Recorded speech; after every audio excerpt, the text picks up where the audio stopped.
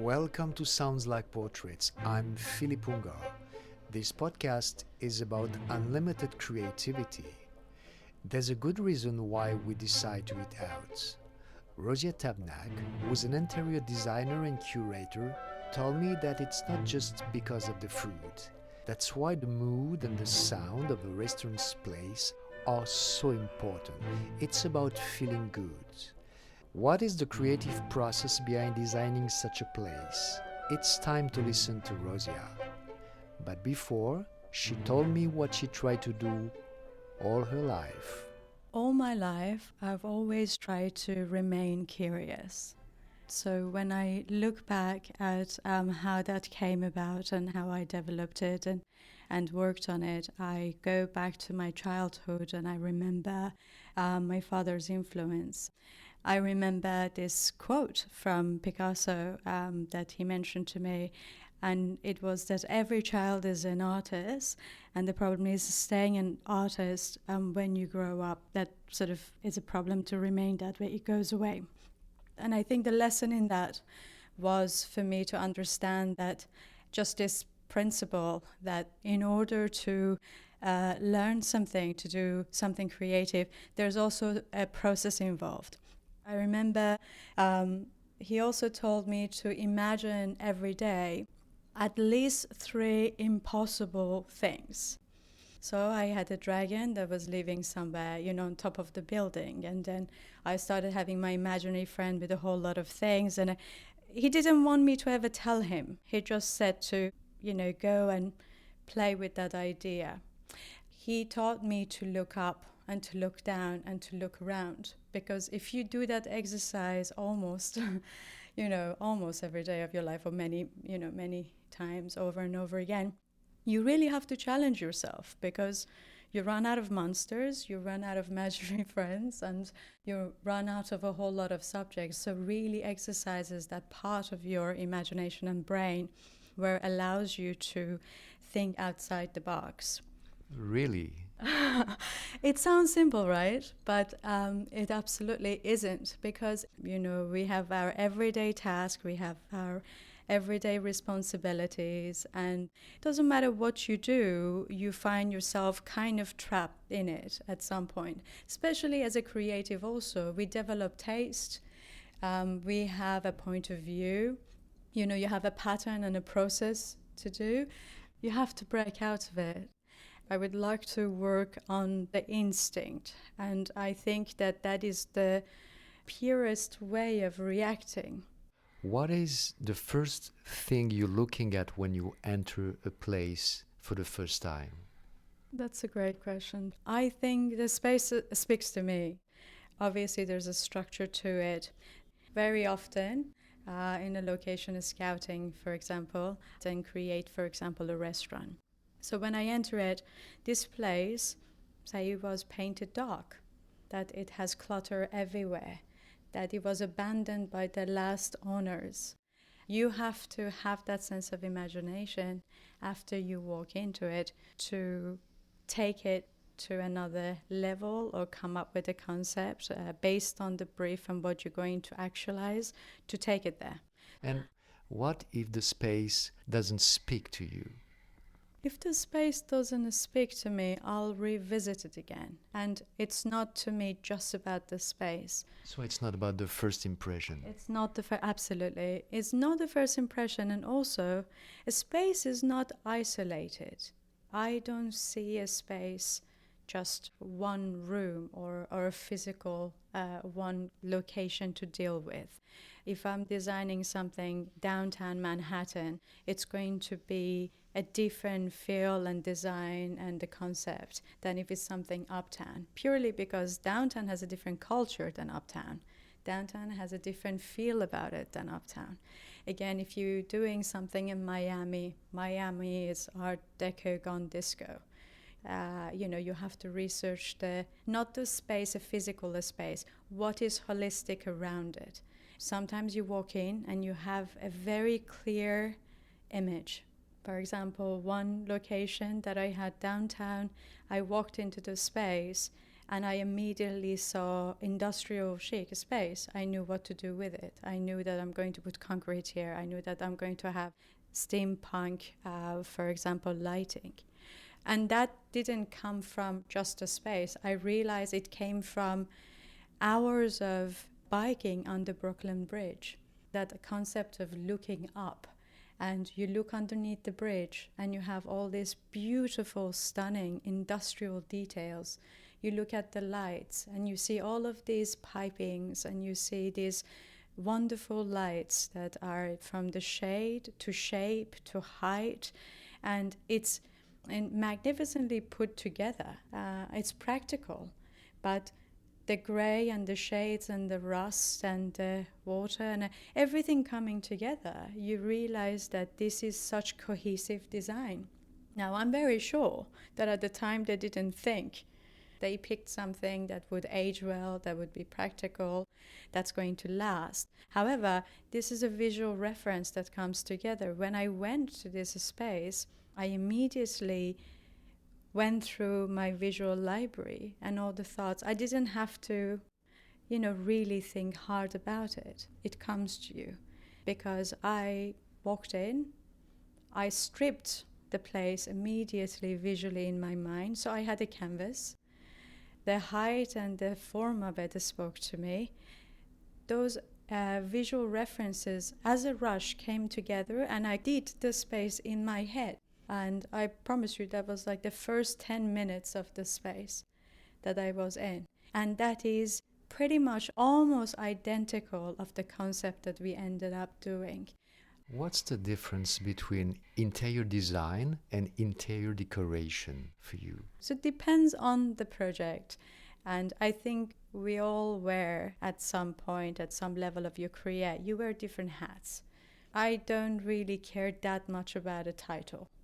I care about the creative process and the outcome and the level of clarity, intention, and the sophistication.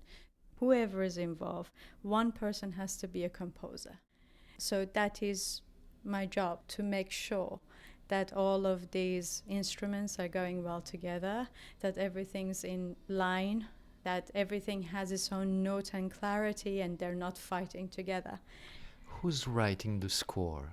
Well, every brief had somebody behind it, right? For example, I worked on a project that the core and the heart of this project is the chef. This person is going to be the conductor, is going to be the person that's going to run the show. So it's very well understood that the psychology of this person, the flow of how they're going to function, everything is going to be their living space. If you don't understand that, the place is not going to function that way, because the function it was for this person to run it in a specific way. So you need to better understand your clients. How do you do? What kind of questions do you like to ask for better understanding what they are? What they are. When you first, and you're lucky as a creative to get a project that has a soul. Often, what is a project that has a soul? You can interject your hopes and dreams into something, okay? And I think that I don't pick any project if I can't connect with it. However, that in experience of design is a commercial practice. This is a very good question that you brought up, because it brings me to the point that even though my background, a lot of it is in luxury brands and advertising world and everything, I separated myself to get into interior design and hospitality purely because I didn't want to sell a product anymore. I wanted to create experiences. And I think this in a way answers your question. When you create a space, especially let's pick, for example, a restaurant, a hospitality space, there is life in it. There is a movement There is a flow of energy, there is a flow of light you would have based on the service that goes through it with the waiting staff, to your maitre d', to all of these people that they bring their own colors of what they're wearing and their personalities and where they're sitting and their noises and their laughter and they talk. You set a mood for them and you set a space so they can relate. When you're sitting and you're eating and you're sharing food, you share ideas, you share your time, you're consuming something that ignites your senses. Now, what can be more special? I think that's quite rewarding for me, to create a space that functions in a way that people make memories, that they connect. So that's just sort of placing, I guess, a soul and a feeling into a project. Something like that, a project like that can energize me for years. Feeling good, is that the type of experience you want to offer to your customers and the users of the space you're designing? Well, absolutely. I think the most precious, anything, if you can ever ask for anything, very valuable would be somebody's time, because you don't get it back. It's such a privilege to have people willingly, they make a choice to come to your space, spend time, spend money, and then leave satisfied. But it's so subjective. How can you make it for everybody? Maybe it's not for everybody, but whoever came there, they picked it to be there. It's you make the choice to go inside. When you enter a place and you don't want it, you would walk out. You read the menu. If it's not the kind of food you're willing to try or curious about or love, you won't be there. You looked at the pricing. If it's not within your budget, you wouldn't make that choice. So if you chose to stay there and you're living with a smile and you choosing to come back perhaps, and you have great feedback and you're full and cozy, everybody did their job well. You've often designed restaurants. What does hospitality mean to you? It's a good question, because when we talk about designing restaurants, I want to clarify that in 99% of my projects, it's never been just interior.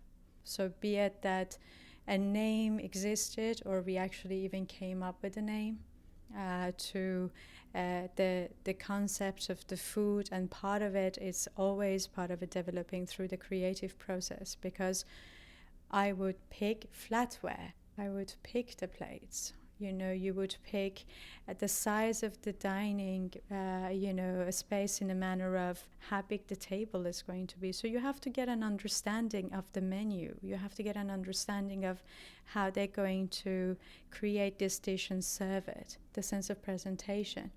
You get an understanding of the flow of traffic in this place. How many seats do you have? How often, how busy are you going to be?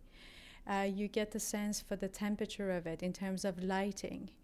It is not just an interior, like a space that looks wonderful and A decoration. It's certainly not a decoration. My job is a visual communicator. So I would say you have to have this clear intention at the beginning. You have to develop it before you're functioning, and you have to work on it and clarify it and remain true to it as you keep going with it. Otherwise, you're no longer relevant. You don't have a long life. Doesn't matter if your opening was brilliant and you have celebrities or everybody in the neighborhood really responded.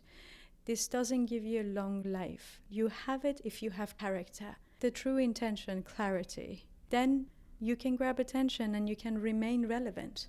So it's my job to put their thoughts and communicate it visually in a way that is received the way they want to send this message. That is my job. And there is no guessing games and so on. You really have to have a sense of clarity.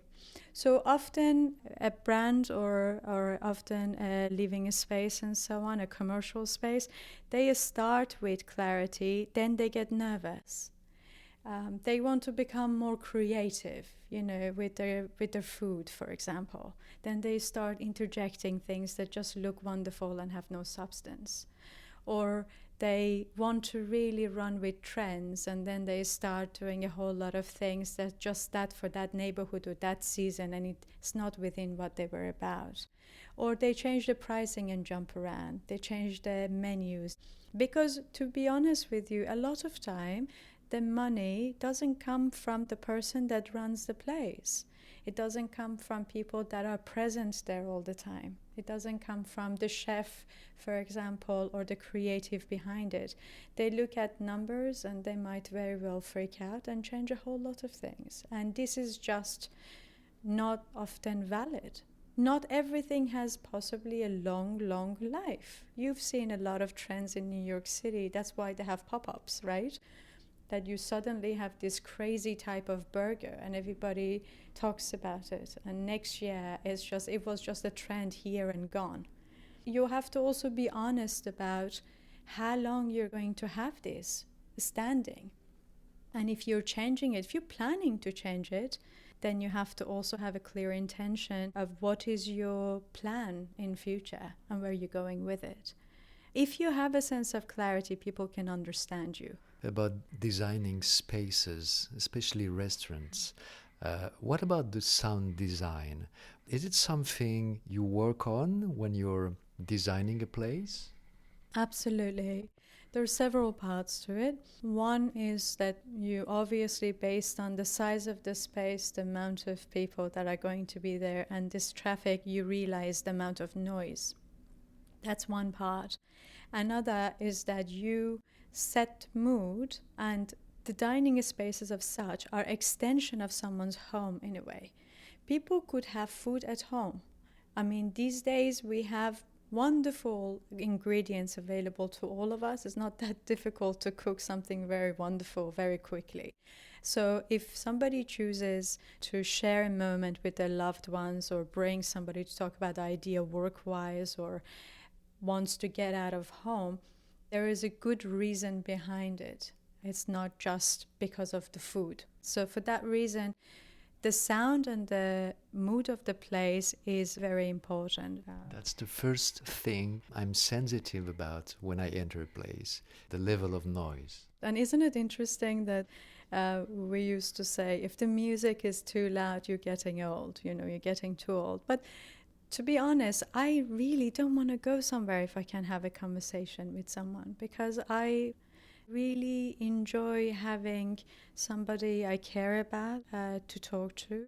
So if I can hear you, and if forever have to bend over the food and really concentrate and really strain, it means that all my senses are not igniting. It means that one is fighting the rest. I'm not just enjoying my food and then having a conversation and a smelling and tasting and hearing and all of these things together.